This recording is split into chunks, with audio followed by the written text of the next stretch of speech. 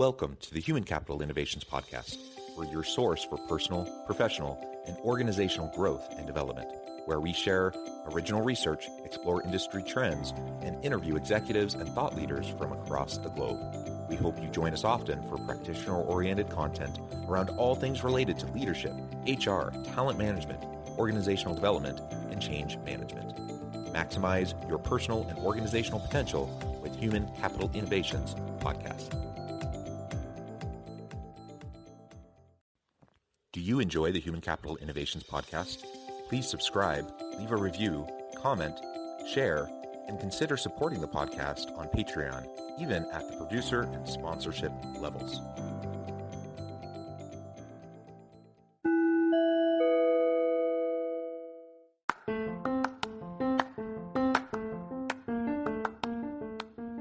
Welcome to the Human Capital Innovations Podcast.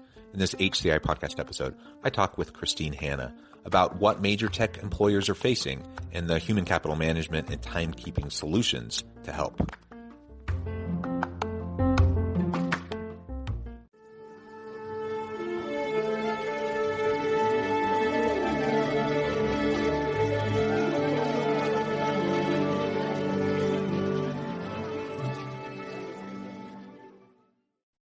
Hanna, welcome to the Human Capital Innovations Podcast. Hi, John. Thank you very much for having me. Yeah, it's a pleasure to be with you today. You're joining us from Florida.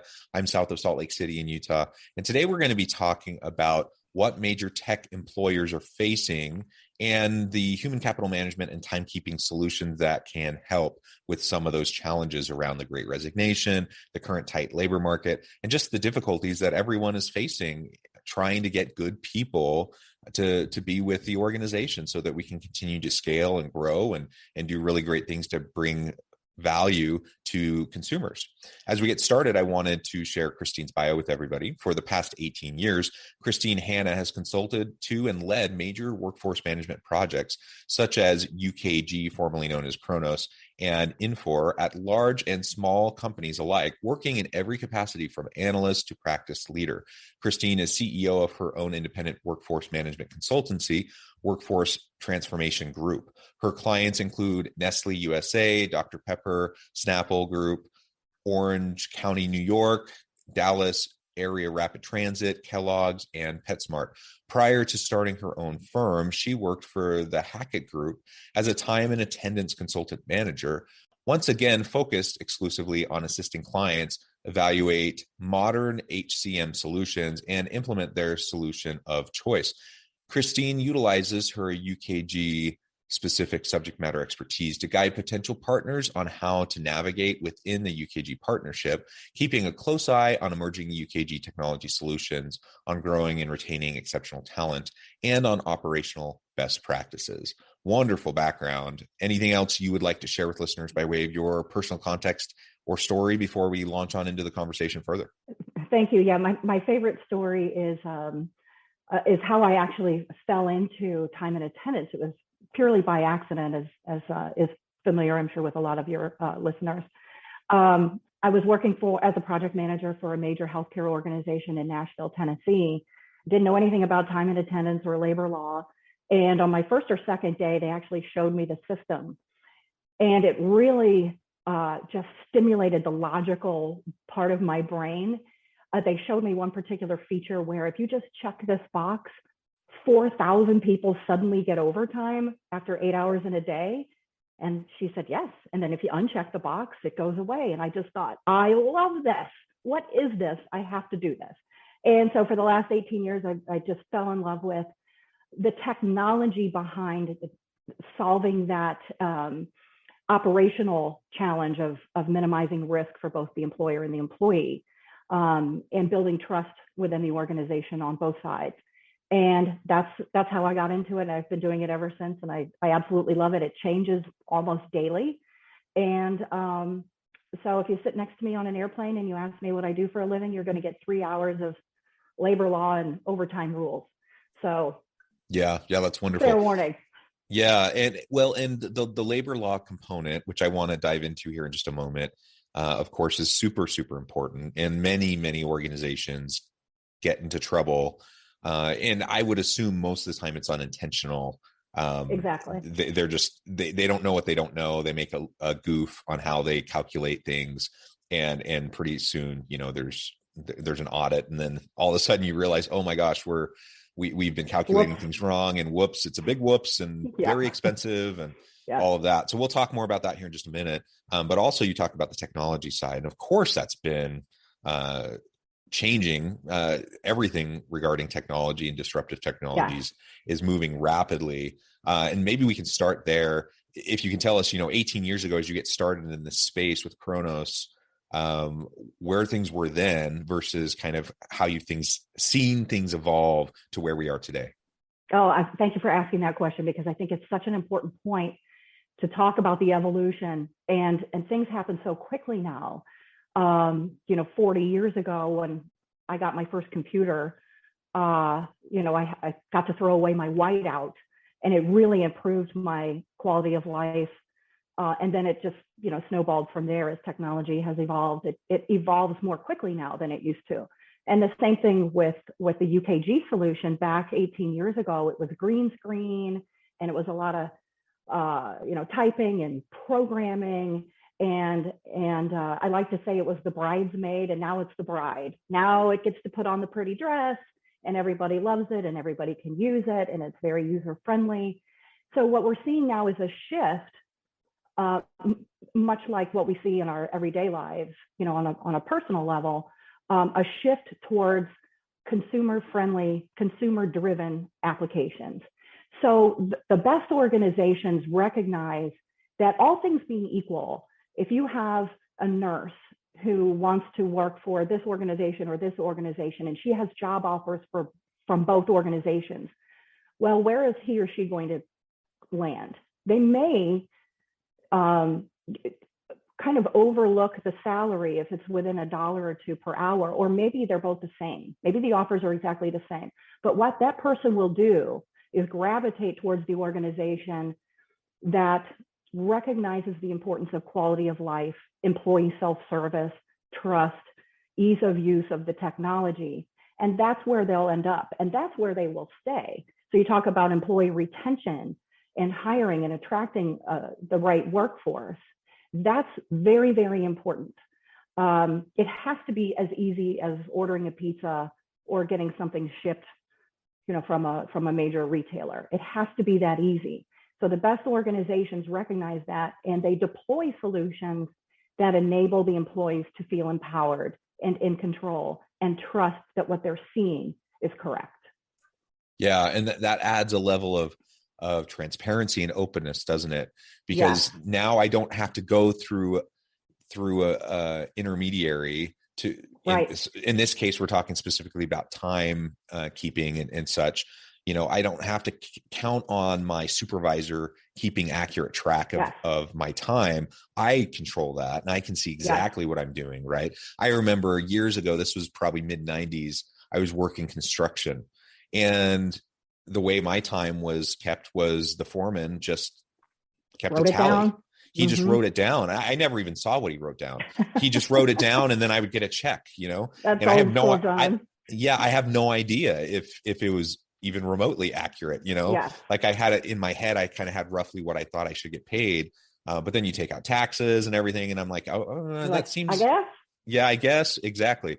And then I remember, so that was mid-90s, late 90s, I was working in a factory, and I had the old school, like, punch card, punch in, punch out. Yep.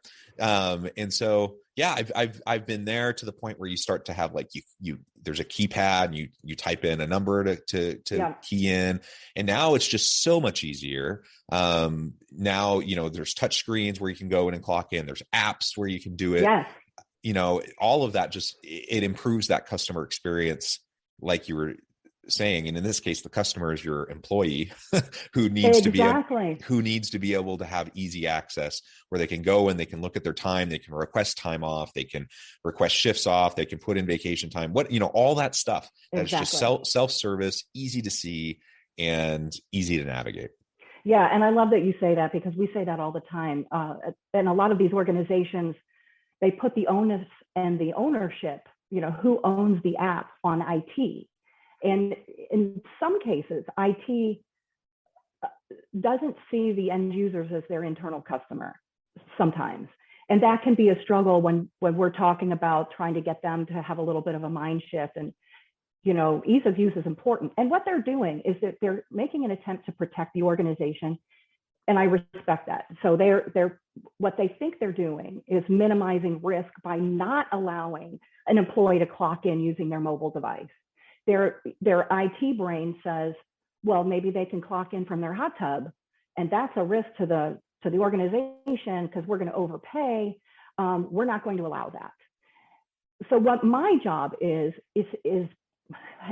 part of it is to actually build the system and configure it, make sure that it's correct, but also to kind of sell the soft sell of why you need to empower the employees to do a lot of this stuff themselves. Trust them. I mean, if you're in a hospital organization, on the other side of COVID, these people are saving lives every day. I'm pretty sure we can trust them to be able to swap shifts. Let them do it. Of course, put the parameters around things such as mobile punching, the geofencing, make sure that you're 10 feet within a door of this geolocation. We can do that. But what it does is, as you said, it empowers the employee. The employee doesn't have to ask. They don't have to walk a half a mile to a clock and punch in. They don't even have to think about it.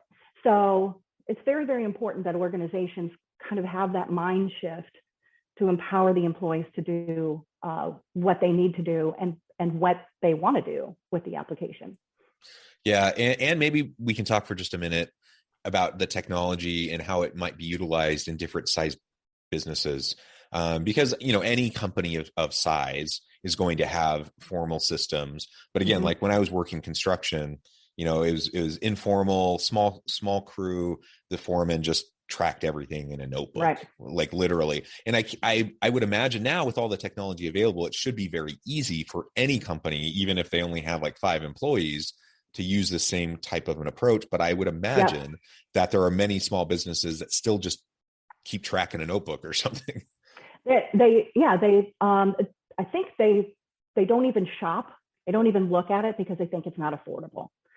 And what these organizations have done, these solution providers, is they've recognized the fact that if you do have 5 employees or 55 employees, it's still just as important for them to get it right as it is for somebody with 55,000 employees. So they've made the licensing agreements easy to figure out. They're very cut and dry, and it's very affordable now. And so scalable, that's an important point. And scalable, yes. Yeah. Great point. Yeah. So for anyone listening, if you happen to be, a leader of a smaller team in a smaller organization, don't think that this is only for the big corporations. This is for everybody. Yeah. The benefits are for everybody, and you can get started now if you're not already using some form of technology to assist, to make sure this is clear, transparent, and that it just cuts out so much of the challenges and problems around time. And with that, I want to segue into the employment and labor law component of this discussion, because again, one of the major reasons why complaints end up coming against companies, or the reason for audits and such is not malicious intent. I don't think it's simply Correct. Not having good systems in place, not calculating things correctly inadvertently, but you're still held responsible to comply with the labor law. So maybe give us the quick rundown on some of those things that we need to consider, especially in relation to overtime laws and some of those sorts of things. Sure. And it's important to note that these legislative rulings and court cases, they are coming at us rapid fire. I mean, they change almost daily. And then, of course, during COVID, we saw a lot of states pass urgent laws that retroactively allotted additional sick time for certain employees in certain organizations. And so we had to kind of scramble and go in and configure the system to grant those hours for those employees, determine who they are, determine how the data gets in there, how it's tracked. And so we had to make a lot of rapid changes for a lot of organizations, and that's what we do. And those of us who eat and sleep and breathe this stuff, love that stuff. So it changes all the time. So if you like change, this is a business for you. It's really fun. So it's important to get it right. so we have to, in addition to knowing how to configure the system, we have to kind of be on the front end of what's coming down the pipe. One of the most interesting projects that I was on was for a company that develops green fiber drywall and those kinds of materials, and they ship them all over the country. So they have drivers that need to comply with and adhere to the Department of Transportation labor laws. So there are mandatory rest breaks and things like that. So the cool thing what they did was they integrated their timekeeping system with their trucks. And somehow when they clock out for a break, it shuts off the engine. So they cannot drive and say, I'm on break, and then, try and be nice and drive, work when they're really off the clock. So what they learned to do and they got really good at was pulling over and then clocking out so that they were truly on a break for 30 minutes. They couldn't clock back in until those 30 minutes were up. So it's things like that are, one of my attempts here is to kind of awaken creativity on your listener side. Like, well, what could we do that's kind of way out of the box like that? Well, how can we leverage the technology to take the burden off of our humans so that they can pay attention to things like evaluating union contracts to make sure that when they're up for renewal, we have eyeballs on them instead of trying to run around and approve time off requests. Let the system handle that as much as you can, automate it as much as you can. But that was a really cool feature that they showed us how it worked with the old legacy system that they were upgrading. And I just thought that was fascinating and just really cool.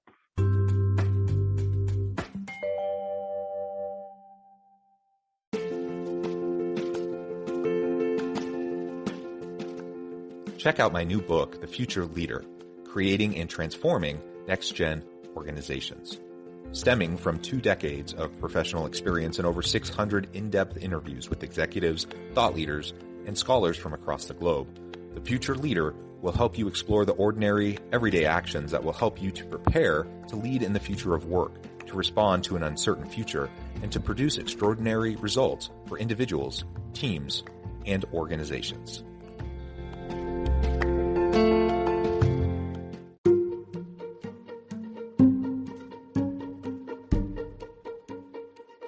Welcome to the Human Capital Innovations Academy. Courses, micro-credentials, and certificates to upskill and reskill for the future of work. All HCI Academy courses, micro-credentials, and certificates are designed, developed, and delivered by award-winning and internationally renowned scholars, educators, thought leaders, executives, and practitioners. Our courses, micro-credentials, and certificates will help you make your mark on the future of work and make an immediate impact in your organizations. Check out the HCI Academy and our many course offerings and certificates to upskill and reskill for the future of work.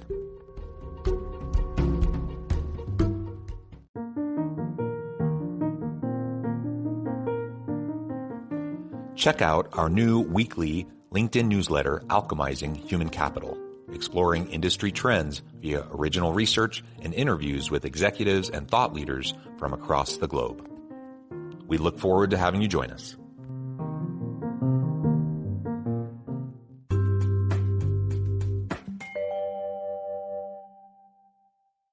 Yeah, that really is a great example. And how about exempt versus non-exempt employees, especially when you're looking at breaks and break time, and then how that goes into calculating total time and overtime.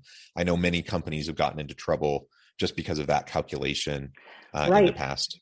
And miscategorizing certain employees. So, these employees, they want to make them exempt, but in reality, if you talk to the EEOC, they'll say, nope, that should be a non-exempt employee for these reasons. So they shift them to a non-exempt employee. And then, of course, the labor laws, as you mentioned, are different from state to state. I remember Nevada used to have a 24-hour overtime rule that said if you clock in and then out for the end of your shift, and then you clock back in within 24 hours of your previous clock in, that entire shift is paid at overtime. So employers obviously wanted to kind of minimize that. So they have rounding rules. You're scheduled to start at 7 a.m. You can't clock in at 6:58 and expect that this whole shift is going to be paid at overtime. They don't allow it. So again, using the technology to regulate and cut down on some of the overtime abuse. But then you've got California, and California is always the thorn in my side in terms of configuration. I know what the law is, but sometimes depending upon the policy at the organization, they want to be super duper over compliant. So their meal breaks are much tighter and the reporting requirements are much more stringent and detailed.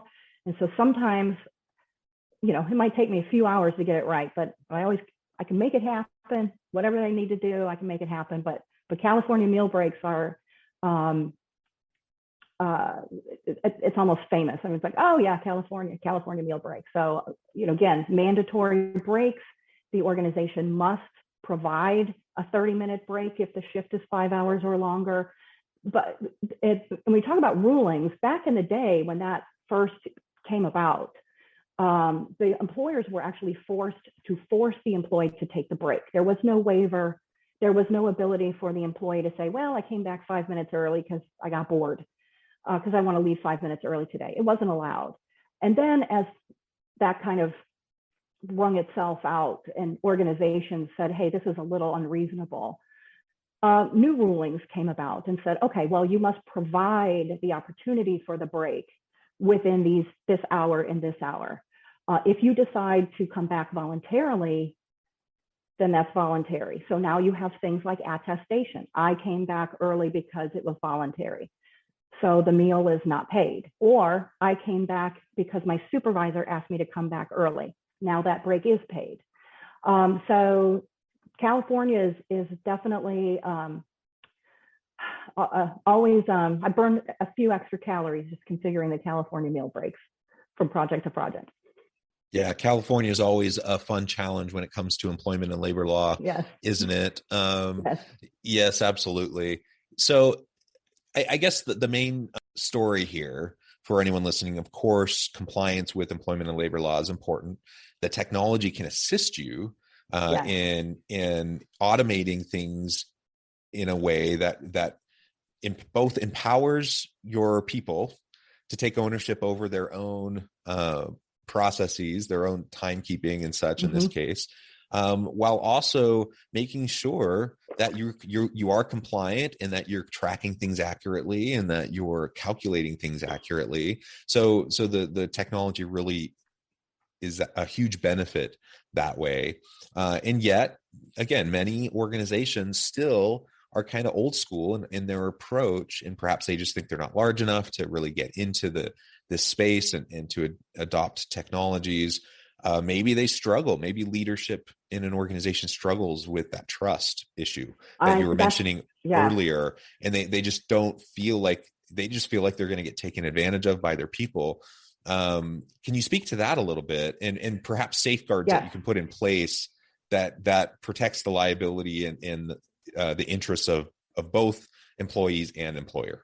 Yes, and I again leaning on the technology slant in that regard.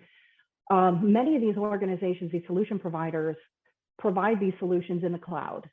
And old school, you had a big giant server, and you had a backup server, and everything was in-house behind your firewall. And a lot of organizations said, we don't trust the cloud. We don't want our stuff out there. So we're going to keep it in-house. And what we've seen is in the past, some of these organizations get hacked or they have some cyber attack. And I had one organization, they lost like 3.5 years worth of timekeeping data. It was just obliterated. It was one of the send us 500 million Bitcoin and we'll unlock your server kind of thing. So then they went to the cloud. And then you have other instances where the cloud application can be vulnerable depending upon who's hosting it. So my recommendation is always to keep a local server as a backup. Always if you're in the cloud, that's your best bet, because those organizations control testing new features that are rolled out, new service packs, things like that. They're responsible for testing it, getting it right. When it's right, then they deploy it to your production server. So you don't have to do that. Your IT department is not burdened with doing that. But, nothing's perfect. So I always recommend having a local backup server, back up your instance. So in case, in the very, very rare event that your cloud tenant is hacked, you have a backup, and you can, as soon as they deploy a new one, you can power it back up and you're good to go. And you haven't lost any data. And again, we go back to trust. Then the organization and your employees trust that what they're seeing is correct, and they're going to get paid according to what they actually worked and what they earned. Yeah, excellent. And so you mentioned movement to the cloud. I think that's one big transition we've seen over the last decade or so. What are some of the other trends, the upcoming trends that you see that, where are we going to be in 5 years when it comes to some of these types of solutions? I think one important thing that I find really fascinating is authentication of the employee. So there's this dance that's happening now where the employee is concerned about privacy and the employer is concerned about making it as easy as possible to use the system, because they want everyone to use the system for obvious reasons. So, my technology brain goes into an organization and I say, just let them clock in with their mobile device. And I was talking to one of the union stewards, and she said, well, our employees under our collective bargaining agreement do not want that. And I thought, well, why not? I thought, you don't have to clock in at a clock. You can clock in from the parking lot. Isn't that great? And she said, no, we have a concern about privacy. We don't want location services being turned on. And then we thought, oh, I guess I hadn't thought about it that way. So we made a recommendation. Can you just enable location services while the app is on, and then disable when the app is not on? I only share my location while I'm using the app. And so that's what they agreed to. But it didn't even occur to me that privacy with a timekeeping app would even be a thing until it was brought up. I thought, well, what's private about clocking in and clocking out? And they said, nothing, except, are you tracking us when we're at the casino, on our lunch break? I mean, it's none of your business. So I was doing neat. Yeah, I was doing some consulting work at a company here a couple of months ago, and it's becoming more common. They had their building access, right? It was through apps. And so when you have to, instead of like a key card or something, you just have your app, and then when you approach the door, it recognizes you, it unlocks, and you can go in. I was talking to some of the employees, and it was kind of funny. Some of them were like, yeah, whatever, no big deal. If anyone wants to spy on me, they can already anyways. That's the way I feel. That's kind of how I feel too. But some of them were like, yeah, every day I download the app right when I get to work. And then when I'm done with work, I delete it. And they do that every day because they're worried about being tracked. So, it's a very real concern. And, perhaps it's indicative of other broader cultural components of that organization and the trust issues. So, I mean, we can't fix everything. Yeah. So anyways, it's super interesting. And no doubt, just like we've seen things change dramatically over the last 20 plus years, especially the last decade, we're going to continue to see things change in this regard in the next 5+ years, both from an employment and labor law standpoint, from a technology standpoint. And the best thing we can do is just try to stay on top of it, utilize the best systems available. And that's going to make everyone's lives easier. Yeah, it's fun. It really is. It changes every day. And if you love change, this is a place to be. And I think one last thing I did want to mention is that I'm a big fan of both UKG and Infor, because what they do is they not only ask their customers, well, what do you want to see next? They actually involve their customers in developing future releases. I was at a conference a couple of years ago, at a healthcare conference, and the Cleveland Clinic was on the panel, and they had talked about the typical questions like, well, what did you do to solve, what were some of your operational challenges, and how did the UKG solution help resolve those? And so, they answered a few of those questions, but they really wanted to tell their audience how important it was for them to be asked by UKG to be involved in the development of advanced nurse scheduling and better employee self-service and workforce planning and automation around that. And so Cleveland Clinic was very happy to be involved in that process. And so what they did was they ended up developing a solution that solved problems for all sorts of healthcare organizations around the world. And during COVID, a lot of that stuff kicked in, and it was great to have it. I'm not sure what would have happened with some of these organizations if they weren't able to schedule on the fly with some of these events. You know, we've got patients overflowing in the parking garage. Your scheduling system better be able to keep up. And because of their involvement and development over the last 10 years, these scheduling systems were able to keep up and handle just the chaos that happened over the last 2 years. So I think it's important to note that if you are a customer, get involved. You know, it's okay to submit ideas and suggestions, but if you really want to be involved, they love that. They will invite you to come participate and help them see around those corners, because we're technology people. We're not nurses and physicians and CNAs. We don't know what you care about. So that's why it's important for you to come in and tell us what we should care about. Yeah. So that's what I'll leave you with. I think that's fabulous. Wonderful. Thank you, Christine. It's been a pleasure. Before we close, I just wanted to give you a chance to also share with listeners how they can connect with you, find out more about your work, and then we'll wrap up. Sure.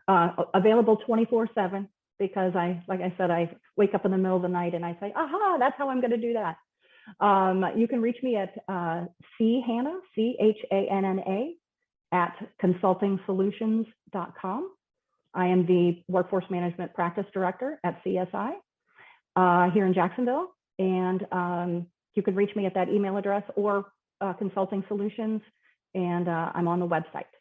Wonderful. Thank you, Christine. It's been a pleasure. I encourage listeners to reach out, get connected, find out more about what Christine can do for you. And as always, I hope everyone can stay healthy and safe, that you can find meaning and purpose at work each and every day. And I hope you all have a great week.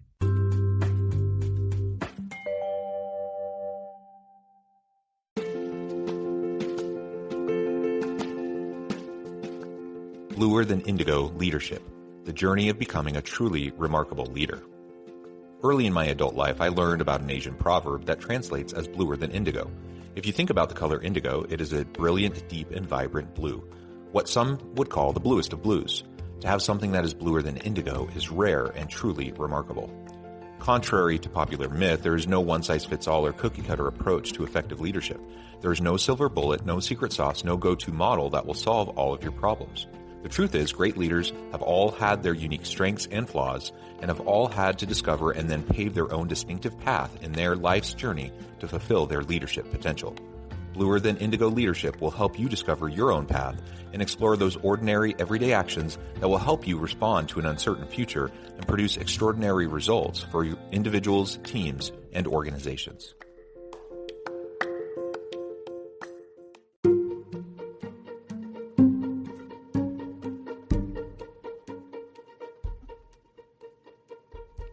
Check out Human Capital Innovations magazine, Human Capital Leadership.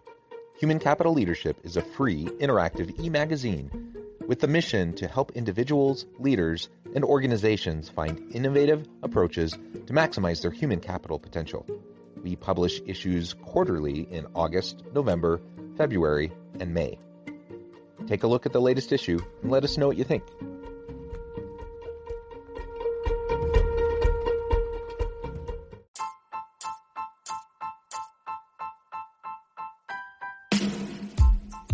The alchemy of truly remarkable leadership.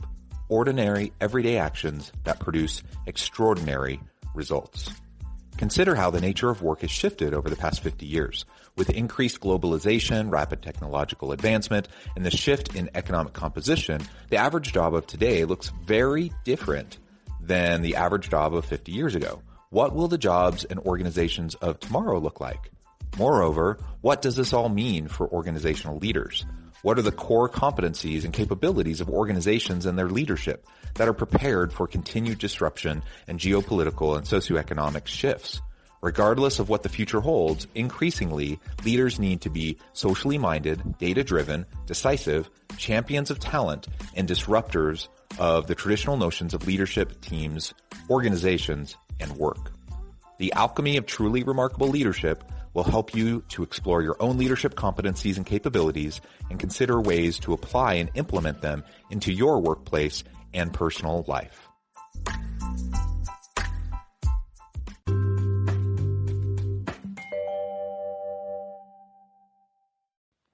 Do you enjoy the Human Capital Innovations podcast? Please subscribe, leave a review, comment, share, and consider supporting the podcast on Patreon, even at the producer and sponsorship levels. Thanks again for joining us for this episode of the Human Capital Innovations podcast. I hope you stay healthy and safe and that you have a great week.